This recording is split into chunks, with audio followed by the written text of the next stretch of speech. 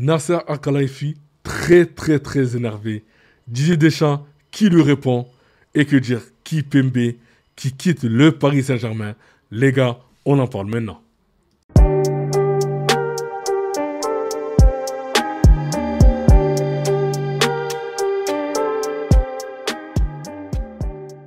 Salut les dribbleurs, j'espère que vous allez bien et surtout que vous avez passé un très bon week-end. C'est parti pour une nouvelle vidéo Info News 360 et on commence avec l'équipe de France. À la base, Ousmane Dembélé ne devrait pas faire plus de 20 minutes. Un membre de l'entourage de Dembélé sort du silence après sa blessure. On ne lui a pas demandé lundi s'il voulait rester, ni s'il voulait jouer vendredi. Dans l'entourage de l'équipe de France, on se défend en insistant sur le fait que le joueur ne regrettait pas sa décision de jouer. Dans un communiqué, le Paris Saint-Germain appelle un changement rapide de coordination médico-sportif avec la FFF. Le club exige plus de communication entre les staffs afin d'éviter que ces types de blessures se reproduisent à cause d'un manque de coordination. Cauchemar, Ousmane Dembélé pourrait même être absent 8 semaines. Donc les gros matchs qui pourraient louper, Lens, l'Atalanta, l'OM, Barcelone, Lille, Strasbourg, Leverkusen, Nice et le Bayern. Donc les gars, il va rater presque quasiment des matchs de Ligue des Champions et de Ligue 1. Didier Deschamps et Luis Enrique se méfient de l'un et de l'autre. La relation entre les deux hommes n'a jamais été particulièrement chaleureuse. Donc voilà, c'est vrai que Luis Enrique actuellement il n'a pas trop parlé parce qu'il a fait une grosse chute de vélo. Mais voilà, je pense qu'il laisse ça à Nasser. Le Paris Saint-Germain appelle à la mise en place d'un nouveau protocole de coordination médico-sportive entre le club et la sélection nationale. Le Paris Saint-Germain va faire le forcing pour que Dembélé et Doué ne soient pas appelés en octobre. Le premier devrait de toute façon être encore indisponible. Donc en parlant de Dembélé, de toute façon il est indisponible pendant 8 semaines, donc 2 mois. Et pour Doué, donc Doué il faut voir. Après c'est vrai que est-ce que le Paris Saint-Germain vont laisser partir en sélection? Est-ce que le joueur lui aussi il aura envie de partir en sélection? Donc voilà, après quand vous êtes appelé en équipe de France, le truc c'est que vous avez envie d'y aller quoi. Après je pense qu'il va y avoir une discussion entre le joueur et le club. Didier Deschamps réagit au courrier du Paris Saint-Germain. À partir du moment où l'on fait jouer le joueur, le risque n'est jamais à zéro. Mais le protocole implique que lorsqu'il arrive au rassemblement, on constate si les joueurs sont blessés ou pas. Donc voilà, moi je trouve ça un peu bizarre. Ils auraient dû, même avant qu'ils appellent le joueur, ils auraient dû demander au club, voilà, on veut appeler tel joueur, est-ce que il est blessé, est-ce qu'il a des pépins physiques ou pas? S'il n'en a pas, il appelle, d'accord? Que venir faire déplacer le joueur et voir est-ce qu'il est blessé ou pas, c'est, voilà, je trouve que le club, si, enfin, vous me dites ce que vous en pensez, mais je pense que dans plusieurs clubs, ils ont un staff, d'accord, donc le staff, il regarde et tout, déjà si le joueur il est blessé ou pas. S'il n'est pas blessé, il part. S'il est blessé, il va rester, bien évidemment, et se soigner. Donc, je ne vois pas pourquoi il doit partir en équipe de France et regarder si le joueur il est blessé ou pas. J'ai l'impression que les clubs, ils n'ont même pas de staff. Donc, c'est un peu bizarre. Quand Ousmane Dembélé effectuait ses débuts en Ligue 1, donc c'était le 6 novembre 2015 à Angers, donc ça fait voilà, presque 10 ans, regardez tous ces images. La colère du Paris Saint-Germain. J'ai été en club, je la comprends. Et Didier Deschamps prend la parole après la colère du Paris Saint-Germain. On a toujours fait les choses avec beaucoup de sérieux. Je ne suis pas là pour prendre des risques, mais à partir du moment où un joueur est sur le terrain, le risque zéro n'existe pas. J'ai Ryan Cherki et Saliba qui s'étaient blessés, je ne les ai pas pris. Il y a un protocole. On m'a demandé le ressenti des joueurs sur chaque séance. Désiré m'a demandé de sortir. Il a ressenti quelque chose. Je l'ai changé. Donc voilà. Après, dire que le risque zéro n'existe pas, si, il peut exister parce que du moment que si tu vois un joueur qui a joué trop de matchs cette saison et qui sont épuisés, ils n'ont pas eu beaucoup de jours de repos, après, lui aussi, il peut aussi contacter le club à savoir l'état de forme du joueur. Oui, on peut te laisser partir le joueur, non, on ne peut pas te laisser parce qu'il ne s'est pas beaucoup reposé, il a joué trop de matchs, donc voilà, on veut le... Voilà, il peut contacter les clubs. Et je ne vois pas pourquoi ils ne le font pas, mais bon, c'est vraiment dommage. Ibrahim Konaté, est-ce que Dembélé sera Ballon d'Or? Donc il a marqué oui. Donc de toute façon, je pense que c'est unanime. Pour moi, le Ballon d'Or 2025, c'est Dembélé. Quand on parle d'échec avec Deschamps, c'est une défaite en finale. Donc l'animateur Nagui défend le bilan de Didier Deschamps. J'ai rêvé de le voir dans un club. Ce serait une perte pour le football qu'il ne faisait pas. Donc pour la destination, j'espère qu'il restera dans une démocratie. Donc dans mes rêves, ce sera en Italie ou en France. Hein. Mais je le vois mal retourner dans un club il aurait plus envie de nouveau Paris. Donc voilà. Hein. Peut-être, je sais pas. Est-ce que vous voyez dans quel club vous voyez Deschamps entraîner? Voilà. Moi, franchement, j'aimerais bien le voir dans un club anglais. Juste pour voir est-ce que tactiquement, il est fort ou pas. Donc, vous me dites, vous, en commentaire, ce que vous en pensez. Ibrahima Konaté, à propos du match OM Liverpool, hein, ça ne fait pas peur de jouer à Marseille, mais c'est vrai que le Vélodrome, c'est chaud. Hein. Donc, voilà, je pense que quand il va y aller du côté de Marseille, il va voir l'ambiance du Vélodrome. Hugo Ekitike à propos de son passage au Paris Saint-Germain. Et je ne peux pas vous dire que tout a été une partie de plaisir, hein, mais ça a été une phase d'apprentissage dans ma carrière. Je suis devenu un joueur plus aguerri. Donc franchement, c'est vraiment dommage. Hein. Hugo Ekitike du côté de Paris Saint-Germain, surtout qu'il ne jouait pas beaucoup hein, à Paris. Hein. Après, quand il a fait son transfert en partant à Francfort, ben après, bien évidemment, voilà, là, il s'est éclaté, il a marqué des buts. On commence à voir un peu le joueur qu'il est devenu. Et après, voilà, maintenant à Liverpool aussi, il commence à prendre beaucoup de place. D'accord. Hein. Il marque des buts, il enchaîne des matchs. Et c'est bien. Et franchement, pour moi, s'il continue comme ça, il peut même y aller en Coupe du Monde. Hein. Donc, franchement, tout est possible. Interrogé sur le Ballon d'Or 2025 en conférence de presse, hein, le milieu de l'Espagne, Rodri, a donné ses préférences. Hein. Pour les mérites sportifs, je pense que Dembélé ou Vitinha. Donc pour moi, je suis tout à fait d'accord avec lui. Hein. Mais après, il avait dit dans une autre phrase que voilà, si il pouvait voter pour ses compatriotes, il mettrait Lamine Yamal. Hein. Mais c'est vrai que sur le sportif, hein, c'est Dembélé qui le remporte. Kylian Mbappé, je veux réaliser une grande saison, gagner des trophées. Et pour ça, il faut se mettre minable. Hein. Donc, il le sait qu'il faut s'arracher. Hein. Et là, cette saison, franchement, il peut faire une très grosse saison. Le Real a des ambitions monstrueuses. L'équipe de France veut se qualifier en Coupe du Monde et en plus de ça, veut la gagner. Hein. Donc là, je pense que ça peut être son année si tout va bien. Kylian Mbappé souhaite voir Dembélé remporter le Ballon d'Or et espère que son grand ami Hakimi sera bien classé. Ousmane mérite le Ballon d'Or. J'espère qu'il va le gagner. J'espère aussi qu'Achraf sera bien classé. Ce serait bien pour les défenseurs. Il a fait une saison historique. Hein. De toute façon, si Dembélé remporte le Ballon d'Or, hein, le Ballon d'Or africain, ce sera Hakimi qui va l'emporter parce que pour moi, il a fait une saison historique. Hein, et il a vraiment été au-dessus de tout le monde. Kylian Mbappé croit toujours à son rêve de remporter le Ballon d'Or. Donc, je ne brise pas de tabou. Si je fais une saison aboutie et que je gagne des trophées, hein, je vais le gagner aussi. Donc, voilà, je le souhaite hein, qu'il fasse vraiment une saison aboutie et qu'il gagne tous les trophées. Nasser Al-Khelaifi se méfie un peu de Philippe Diallo. Le patron du Paris Saint-Germain souhaite que Vincent Labrune, dont il est proche, conserve le maximum de responsabilités. Al-Khelaifi soupçonne Diallo de vouloir prendre la main en tentant de transférer une partie du pouvoir de la LFP à la FFF. Donc, dans l'entourage de NAC, on rejette l'idée d'un malaise avec Diallo. Donc, maintenant, les gars, hein, avec tout ce qui se passe autour de la LFP, moi, je pense que le mieux, c'est que la FFF prend tout le football français hein, et qui prend tout le pouvoir et maintenant qui dirige tout parce que c'est vrai qu'il y a beaucoup de dingueries autour de la LFP. Hein, et en plus de ça, il y a une tentative de putsch qui est en train de s'organiser avec tous les présidents des clubs français. Donc maintenant, on va voir ce qui va se passer. Kylian Mbappé révèle les clubs allemands qui ont tenté de le recruter. Hein. Ils sont nombreux. Le Bayern Munich est venu me voir quand j'étais un peu plus jeune et que j'ai quitté Monaco. Dortmund s'est aussi renseigné. Le RB Leipzig aussi. Hein. Donc il y en avait peut-être d'autres, hein, mais je ne me souviens pas. Maintenant, tout le monde demande, mais c'est un peu trop tard. Donc voilà, hein. Le train est passé. Hein. Mais lui, en tout cas, ce qu'il voulait après Monaco, c'est aller au Paris Saint-Germain et ensuite aller à Madrid. Donc il a suivi son chemin.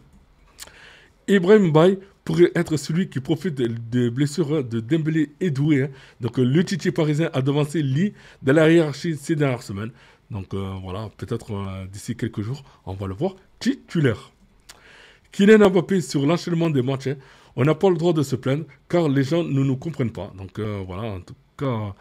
Moi, je le comprends, hein. En tout cas, Kylian Mbappé, hein. C'est vrai qu'ils n'ont pas beaucoup de jours de repos et c'est pour ça que les joueurs se blessent énormément. Hein. Même, il y avait Rodri aussi qui en avait parlé la saison dernière. Hein. Donc, maintenant, j'espère que cette saison, croisons les doigts, que pas mal de joueurs ne se blessent pas. Mettre en place au plus vite de nouvelles règles. Donc l'Union FP interpelle la FIFA après les blessures d'Ousmane Dembélé et Désiré Doué en équipe de France. Donc ça commence à chauffer. Quel joueur va le mieux assumer son rôle de recrue dans le top 5 des plus chers cet été en Ligue 1? Donc Zavarni, Chevalier, Pexao, Aguerre, Medina. Donc dans le top 15, on retrouve 4 joueurs de l'OM, 4 joueurs de Strasbourg, 3 joueurs de Stade Rennais, 2 joueurs du Paris Saint-Germain, un joueur du Paris FC et un joueur du LOSC. Donc voilà, le premier Zabarni, 63 millions d'euros. Ensuite, on a Chevalier, 40 millions d'euros. Pexao, 30 millions d'euros. Alger, 23. Et Facundo Medina, 20 millions d'euros. Officiel, Presnel Kipembe, 30 ans, quitte le Paris Saint-Germain pour le Qatar Sport. Donc club, 20 ans au club, légende. Il part avec une Ligue des Champions dans le sac à dos, donc vraiment rien à dire. Légende du Paris Saint-Germain. Et voilà, il faut remercier aussi Kipembe tout ce qu'il a apporté dans ce club. Personne n'oubliera jamais la performance monstrueuse face au Barça. Donc ce soir-là, Presnel Kipembe a été l'attaque barcelonaise. Un match référence gravé à jamais dans la mémoire des supporters du Paris Saint-Germain, de tous les passionnés du football. Donc franchement, j'avais vu ce match, les gars. Il a éteint Lionel Messi. Honnêtement, sur ce match-là, Messi, je me suis dit, il s'est fait secouer par ce jeune-là. Un moment, je me suis dit, mais attends, c'est qui ce jeune-là? Il est puissant, il a été Messi, il touchait même pas le ballon. Ben, c'était Kipembe, les gars. Voilà, Kipembe, vraiment monstre, il n'y a rien à dire. Officiel, Presnel Kipembe donc, quitte le Paris Saint-Germain après 22 années passées au club. Presque c'est 241 matchs, une Ligue des Champions, 10 trophées des champions, 9 Ligue 1, 8 Coupes de France et 5 Coupes de la Ligue. Il a tout gagné avec son club de toujours. Il a rejoint lorsqu'il avait que 8 ans. Donc vraiment, rien à dire. Après, sans oublier aussi, il y a la Super Coupe d'Europe. Bon, même s'il était dans la feuille de match. Mais voilà, il y a ça aussi à rajouter dans son palmarès. S'il a pu le défendre par le passé, Batefemi Gomis prend cette fois ses distances avec Pierre Ménès. L'ancien international français condamne fermement les propos polémiques tenus par l'ex-chroniqueur de Canal+ sur l'équipe de France. Interrogé sur le Ballon d'Or 2025 en conférence de presse, le milieu de l'Espagne, Rodri, a donné ses préférences. Donc, pour les mérites sportifs, je pense à Dembélé ou Vitinha. Le Barça et Eric Garcia négocient pour une prolongation de contrat jusqu'en juin 2030. Donc, les gars, j'espère que pour le Barça, ça va se faire. Gavi pourrait subir une intervention chirurgicale. Sa blessure est plus grave que prévu. Donc, maintenant, j'espère pour lui qu'il va vite s'en remettre après cette blessure. L'Espagne écrase la Turquie et prend la tête de son groupe. Donc, leçon de football de la part de la meilleure sélection au monde actuellement. Donc, vraiment rien à dire. Roja éblouissante, 6-0. Donc, l'Espagne a écrasé complètement cette équipe de la Turquie. Donc, Merino, triplé de Merino, doublé de Pedri et un but de Ferran Torres. Donc, il n'y a vraiment rien à dire. Pedri est le meilleur milieu du monde. L'Espagnol a encore été monstrueux ce soir face à la Turquie, dangereux dès qu'il touchait le ballon. Le Barcelonais a été un calvaire pour le tir que ce soir. 2 buts sur 3 tirs cadrés, 49 fois réussis sur 54. Pour son match 5 étoiles, Pedri obtient la note parfaite de 100% sur ce soir. Donc il n'y a vraiment rien à dire. Lamine Yamal du génie à l'état pur, comme à son habitude, l'Espagnol a été décisif ce soir. Sur son couloir droit, le Barcelonais a fait très mal à la défense adverse et a semé le chaos chez les Turcs. Donc 2 passes décisives, 8 dribbles réussis sur 8, 100% de passes réussies, 12 duels gagnés, 3 grosses occasions créées. Donc pour son match parfait, Lamine Yamal obtient la note de 100%. Arda Güler était dévasté après la lourde défaite de la Turquie contre l'Espagne. Donc voilà, pour moi, il a joué contre la meilleure équipe du monde. Le secteur offensif de l'OL semble assez léger pour enchaîner Ligue 1, puis c'est Europa League, puis Coupe de France. Donc voilà, après c'est vrai qu'il y avait des problèmes économiques du côté de Lyon. Donc ils n'ont pas pu faire de gros transferts. Mais bon, j'espère pour eux, avec les joueurs qu'ils ont, qu'ils feront quand même une bonne saison. L'OL Lyon s'impose 3-1 contre l'OM au Groupama Stadium. Donc Ada, Liana et Lili ont inscrit les buts des Fénotes qui s'imposent dans le cadre de la première journée du championnat. Maxence Cacré est fan de Calismera. Donc voir un petit tout pété avec autant de charisme et de qualité à l'OL, ça fait trop plaisir. J'espère qu'il va avoir beaucoup de temps de jeu. Et franchement, il m'épate. Donc voilà, apparemment, il a beaucoup de talent. Terminé, Memphis Depay écrit l'histoire et offre la victoire aux Pays-Bas contre la Lituanie. Auteur d'un doublé, il devient le meilleur buteur de l'histoire de la sélection néerlandaise. Son doublé permet aux Pays-Bas de l'emporter.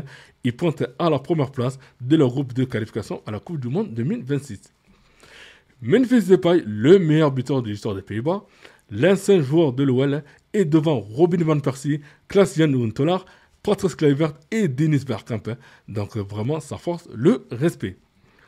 La Belgique atomise le Kazakhstan 6-0. Donc doublé et passe D de De Bruyne, doublé et passe D de Doki, double passe D de Salamakers, pardon, et double passe D de Ketelaere. Donc la Belgique est deuxième de son groupe avec un match en retard. Les deux derniers résultats de la Belgique de Rudy Garcia, donc c'est 2 fois 6-0. Le sélectionneur du Kazakhstan démissionne après la gifle 6-0 contre la Belgique. Ali Aliyev s'est présenté en conférence de presse sans répondre aux questions et pour indiquer qu'il jetait l'éponge. Il a été applaudi par plusieurs journalistes kazakhstanais présents, maintenant soulagés. Un accord quasi total a été trouvé entre l'AC Milan et Al-Shabaab pour le transfert de Yassine Adli. Donc il devrait avoir un salaire de 7 millions d'euros par saison. Il aurait été cool de le voir à N1, dommage. Donc ouais, c'est vrai. Mais voilà, moi je pense qu'il a fait un autre choix sportif. La Géorgie s'impose 3-0 face à la Bulgarie et monte à la hauteur de la Turquie et de l'Espagne au classement de leur groupe. Varachlia et Mukotadze buteur ainsi que Ganitz. On peut espérer voir la Géorgie à la Coupe du Monde 2026 selon vous. Donc moi je pense que c'est possible, mais espérons que la Turquie ne fait pas de faux pas. À 24 ans, Varachlia devint le deuxième meilleur buteur de l'histoire de la Géorgie. 20 buts, il égale Mukotadze. Le premier c'est Arvelad à 26 buts. Igo Ekitike, concernant l'arrivée d'Alexander Isak à Liverpool, quand tu joues dans les meilleures équipes, tu t'attends à être en concurrence avec les meilleurs joueurs. Le voir arriver, c'est un plaisir. Ce sera une concurrence rude, mais je vais devoir être bon afin que ce soit le problème du coach. Donc, en tout cas, que ce soit lui et Alexander Isak, j'espère qu'ils vont faire une grosse saison du côté de Liverpool.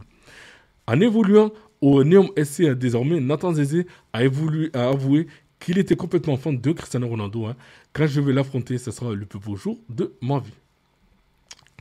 Mais qui va se qualifier pour la Coupe du Monde 2026? Le groupe I est très serré dans la zone Afrique. Les Comores affronteront la Centrafrique à 18h et pourront revenir provisoirement à un point du Ghana qui finira par se qualifier selon vous. Donc franchement, vous dites un commentaire qui va se qualifier.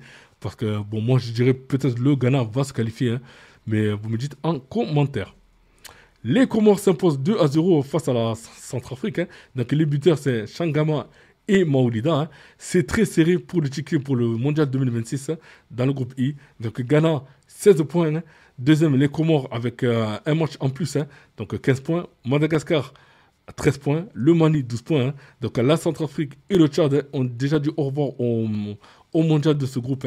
Donc c'est vraiment dommage.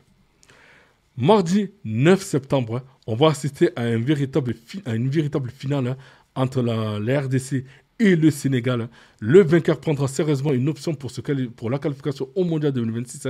Donc, hâte de vivre le choc. Terminé, l'Allemagne s'impose face à l'Irlande du Nord. Victoire 3-1 des hommes de Julian Nagelsmann. Florian Wirtz a inscrit un magnifique coup franc. Nadjem Amiri et Charles Gnabry ont également participé à la fête ce soir. Les Allemands sont troisième du classement avec 3 points en 2 matchs. Donc j'espère pour eux que ça va passer. André Onana à Trabzon Sport. Here we go. Le gardien camerounais va rejoindre le club turc en prise sans option d'achat. Donc bon courage à lui dans ce nouveau club. De nombreux footballeurs participent aux events en faisant gagner des moyens de dédicacés sur la stream de Zach Nani. Donc Jean-Claire Todibo, Manu Gusto, Brandon Bomo, Monga, João Neves, Eden Hazard, Aubameyang, Benzema, Ekitike et Akliouche. Donc bravo messieurs. Kylian Mbappé offre non pas un, mais 2 maillots dédicacés. Donc allez tous sur le live de Zach Nani pour soutenir le event. Jakub Kiwior a révélé qu'il a pris son départ d'Arsenal vers le FC Porto, vers Fabrizio Romano.